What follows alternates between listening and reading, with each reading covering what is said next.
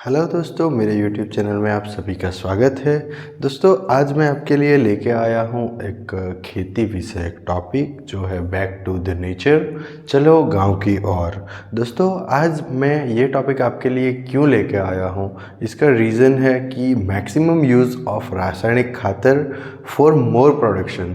दोस्तों, हम ज़्यादा प्रोडक्शन की लालच में इतना ज़्यादा रासायनिक खातर डाल रहे हैं कि हमने जो हमारी ज़मीनें हैं, जो लैंड है, वो जो धरती है, वो उसका पूरा स्वास्थ्य जो है, जो हेल्थ है, वो पूरा बिगाड़ दिया है। तो दोस्तों, इससे क्या हुआ कि पूरा ज़मीन बिगड़ गया, पूरा वातावरण बिगड़ गया और साथ साथ में प्रोडक्शन बिगड़ गया। तो इसके चलते ज़्यादा बीमारियां आने लगी, जात जात के रोग होने लगे और छोटी छोटी एज में बच्चे भी बीमार हो रहे हैं आज। तो दोस्तों, ये परिस्थिति आ चुकी है, तो हम किसान के बेटे होकर इसे सुधार सकते हैं। तो चलो दोस्तों, इसे कैसे सुधारे वो देखते हैं। तो दोस्तों, सबसे पहले हमें क्या करना चाहिए कि लेस यूज़ ऑफ रासायनिक खातर, हमें प्राकृतिक खेती की ओर ध्यान देना चाहिए।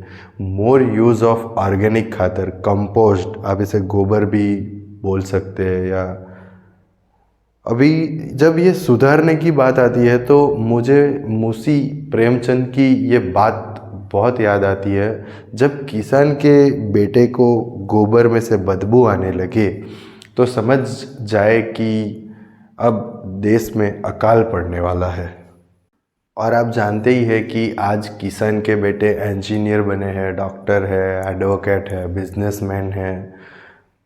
ये सब वो बन तो गए, पर वो जो अपना हुनर है ना, जो साथ में लेके आए हैं, ऐसे grandfather to father, father to self, जो किसानी है, जो खेती है, वो भूल गए हैं। मैं भी एक किसान का बेटा हूँ, आज मैं इंजीनियर भी हूँ, लेकिन मैं किसानी भूल चुका हूँ।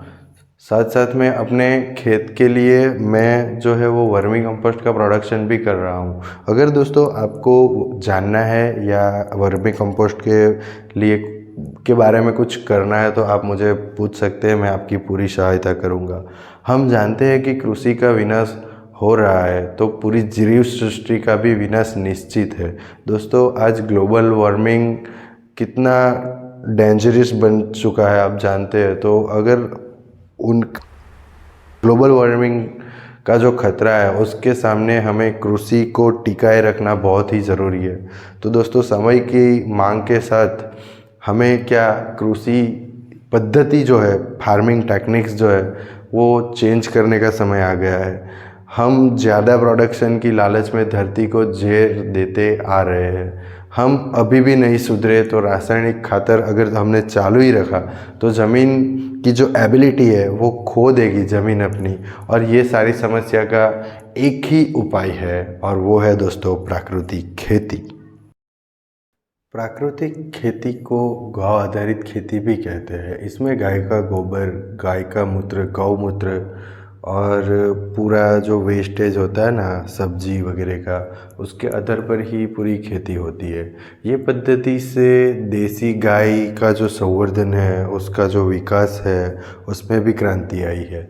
जीवामृत और धन जीवामृत जैसे ऑर्गेनिक कीटनाशकों ने जमीन की जो फलद्रुपता है और जो पाक की गुणवत्ता है, यानी कि पाक जो है, प्रोडक्शन की जो क्वालिटी है, उसमें भी काफ़ी इम्प्रूव किया है।